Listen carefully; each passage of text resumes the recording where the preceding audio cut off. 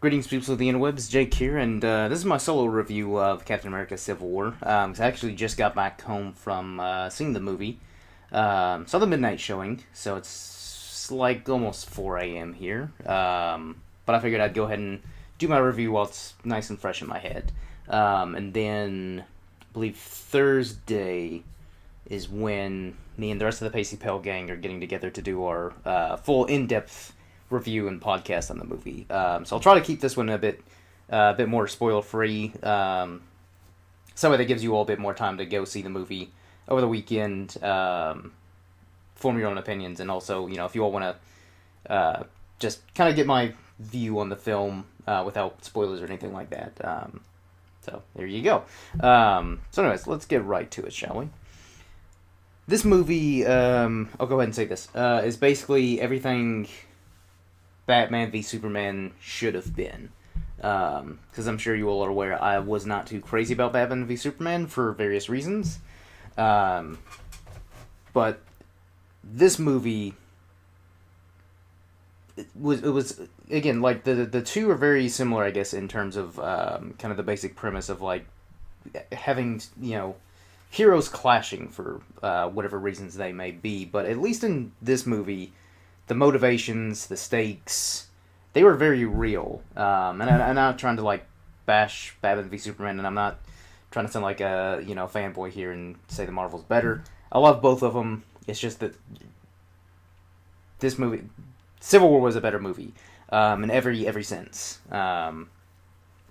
So, but basically in Civil War, like I said, like, the stakes were so real, and the motivations of the characters for why the characters were, well, half the team, half the Avengers were Team Cap and half were Team Iron Man. It made a lot of sense as to why each character was on each side, and it wasn't just one of those things where, for the sake of the story, it's kind of like, oh, well, they're Team Cap and they're Team Iron Man.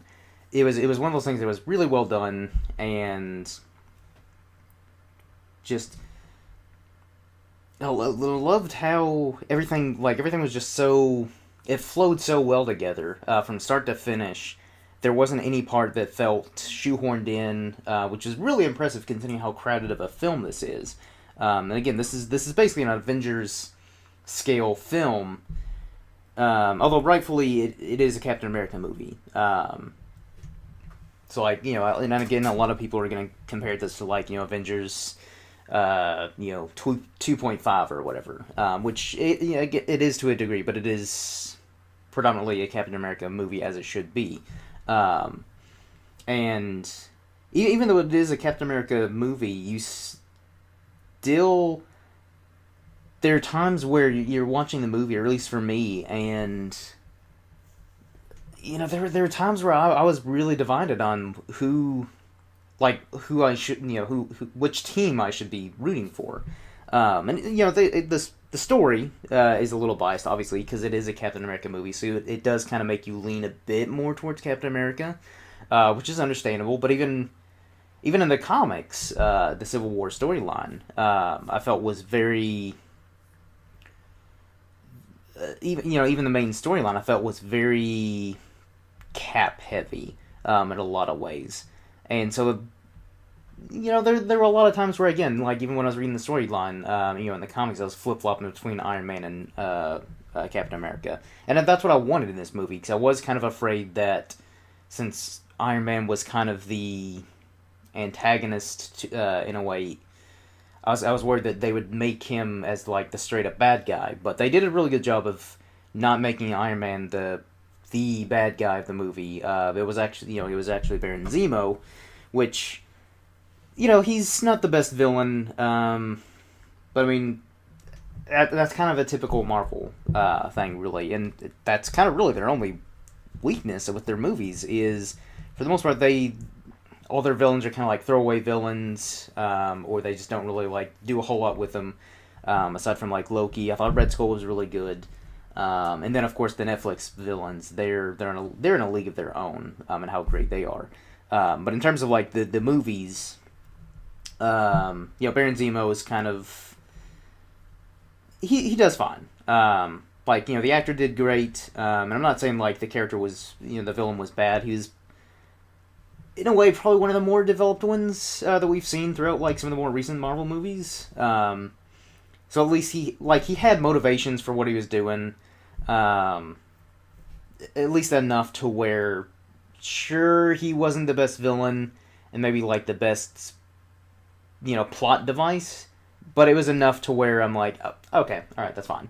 Because again, this is more about the Avengers clashing together than Baron Zemo. So again, like he was mostly just used as a plot device. It worked. Again, I'm not gonna knock the film. Again, my everything with this movie, they're more nitpicks. The few that I do have, they're not even like major issues, like I did it with like Age of Ultron and some other movies. They're minor nitpicks where I'm like, maybe you could have done. Really, a lot of it was just the villain. But again, that's typical Marvel movies. They don't focus a whole lot on the villains. Just totally get. It's more focused on the heroes, but everything else, though, I thought was fantastic. Again, the fact that it was such a crowded movie, and they were able to give every single character their moment to shine without detracting from the story. So again, every character, Ant-Man, Falcon, Spider-Man, I thought was handled so well. Same with Black Panther. Like, every character, even though, like, again, a lot of the characters like Ant-Man and Hawkeye, they don't have a whole lot of screen time, but the time that they do have on screen is very serviceable to the fans. So that way, because there are people who go see these movies for, specific characters. So, like, people who may be hardcore, Hawkeye fans who saw this movie just for Hawkeye, they'll be pleased. Again, it's one of those things where, yeah, he's not on the movie a whole lot, so they might be a little bummed by that. But again, it's a Captain America movie, and again, the scenes that he is in are great. Same with Ant-Man. Same with all the characters. They've got their moment to shine, which I thought again was so impressive at how the Russo brothers, the directors, were able to pull that off, and add so much emotion to the story. It wasn't. Because again, another thing that I was slightly concerned with going into the movie, prior to seeing it and prior to the trailers, is I was afraid that it would be too much like Age of Ultron, where there's a lot of humor, a lot of like quips and jokes, and I like that in my movies, especially the Marvel movies. That's Marvel. Like in the comics, they've got the quips and jokes and stuff like that more lighthearted tone to it. However, I feel like there's too much of it in Age of Ultron, and it kind of downplayed the severity of the stakes in the movie and kind of downplayed the menace of Ultron. Whereas in this, obviously there's humor. But the humor I thought was timed really well. And again, it didn't downplay the severity or the stakes of the overall movie. They're just very well placed to kind of like relieve some of the tension. But overall, this was a more serious, heavier movie than a lot of the other Marvel movies. Very much like Winter Soldier, where, again, there's humor in it, but overall, this is a more adult, I guess, in a way, a more adult movie, or Marvel movie. Not so much the content, like, there's more swearing or anything like that, or it's more violent, but it's just, again, I don't know, it's not as lighthearted as some of the other Marvel movies, I guess is what I'm trying to say. This movie's fantastic. Again, the way they handled Spider-Man, I was one of those people where I was a little burnt out on Spider-Man after 2 reboots. I was kind of like, they're doing Spider-Man again, alright. Even though Marvel pretty much have the creative control over the character, I was still just kind of like, I don't really care about Spider-Man. And my God, after I saw Spider-Man in this movie, I'm now looking forward to the solo Spider-Man movie, which I think comes out in July of 2017. So that was an impressive feat, and also to again introduce Spider-Man into this movie and the MCU without it feeling forced. It just felt very natural. Same with Black Panther, and every scene that Black Panther is in, he steals the scene. He's fantastic. And again, Spider-Man does Tom Holland is a great Spider-Man. I thought he's probably the best combination of Spider-Man and Peter Parker, whereas Tobey Maguire was a better Peter Parker, and he did fine as Spider-Man, but he was a better Peter Parker than he was Spider-Man. And then Andrew Garfield I thought was a better Spider-Man and not as good of a Peter Parker. But Tom Holland I thought was the best combination of the two. He kind of had that nice awkward teen adolescence feel to his to Peter Parker, but then when he's at Spider-Man, he's kind of got the cocky kind of smart ass quippy attitude where he's kind of cracking jokes and stuff like that, which again that is very much Spider-Man from the comics, and I loved his costume. Very Steve Ditko design, which is great. So yeah, overall this movie's very enjoyable. There are so many moments that I loved, especially the airport scene, which again I try not to go into any spoilers, but the airport scene is one of the best sequences in any of the Marvel movies. Just at how incredibly well done it was, and action packed, but it wasn't like too over the top. Like the action was so well done, the fight scenes between all the characters, and they did so well with pairing up the characters too, to where whenever the characters were fighting each other, there wasn't a clear advantage. Like there wasn't like someone like Vision single-handedly going up against Hawkeye, because there's no competition. Vision would destroy Hawkeye. So I thought that they balanced out the teams really well.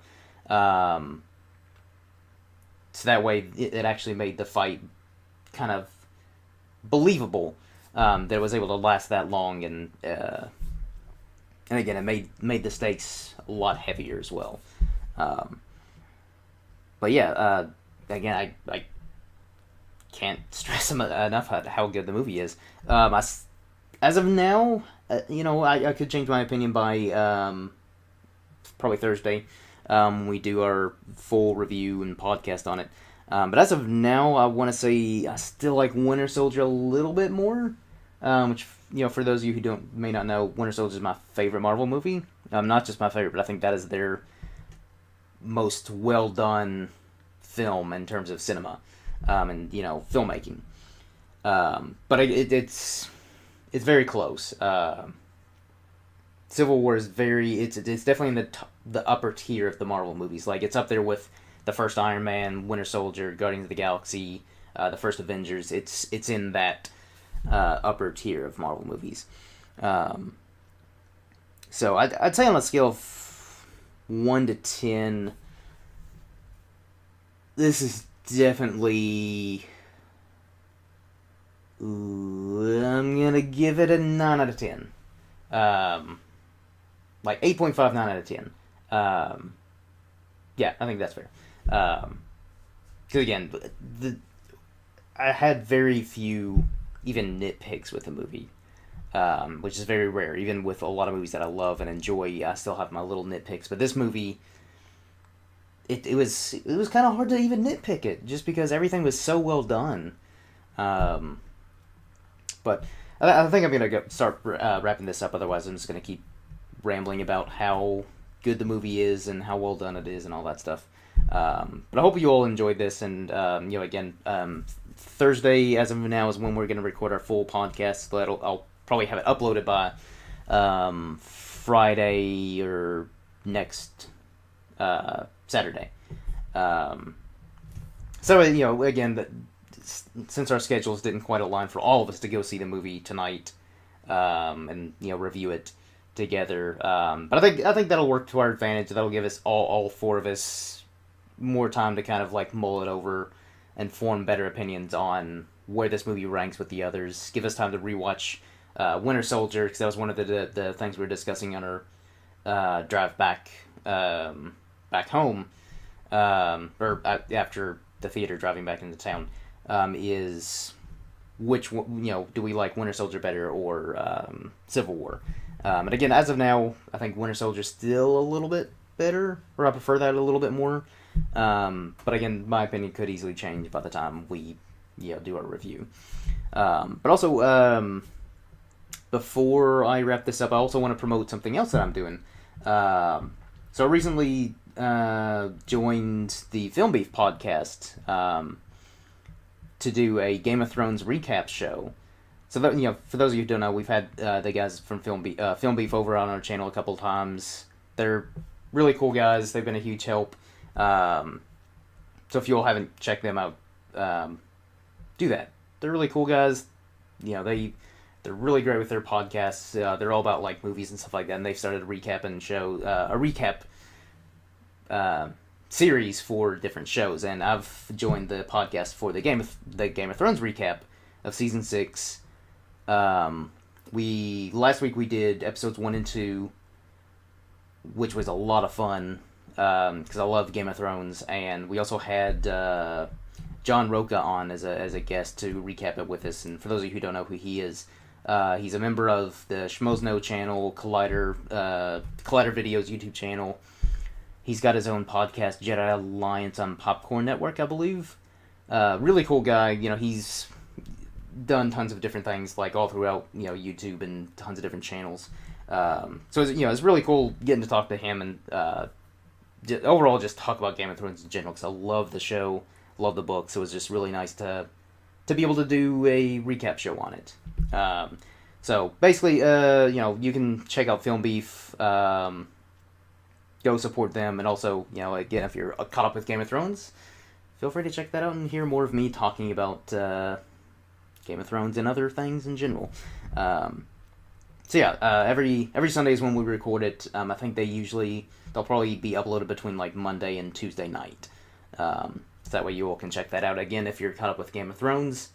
If you are not caught up, do not watch it. Wait until you're caught up with the current season, current episodes, and then go check them out and subscribe to the Film Beef podcast and all that stuff. Because again, they're really cool guys. We're gonna have them over again at some point for another movie debate, some other collaborations we're working on. So yeah, just wanted to plug that real quick before I wrap this review up. But hopefully you all have enjoyed. And I finally caved in and got a Twitter as well. So feel free to follow me at IrishmanJake, all one word, on Twitter.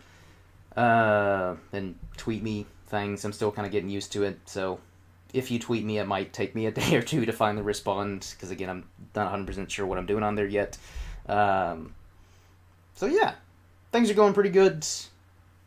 Hopefully you all liked this video. If you did, like it, share it, subscribe. We're trying to get to 100 subscribers by the end of the summer. So that'd be really great. But if not, whatevs. Do whatever you want. But hopefully you all did enjoy this. And you all will continue to help the channel grow and support us. But that wraps this podcast. That wraps this review up, everybody. So until next time, cheers.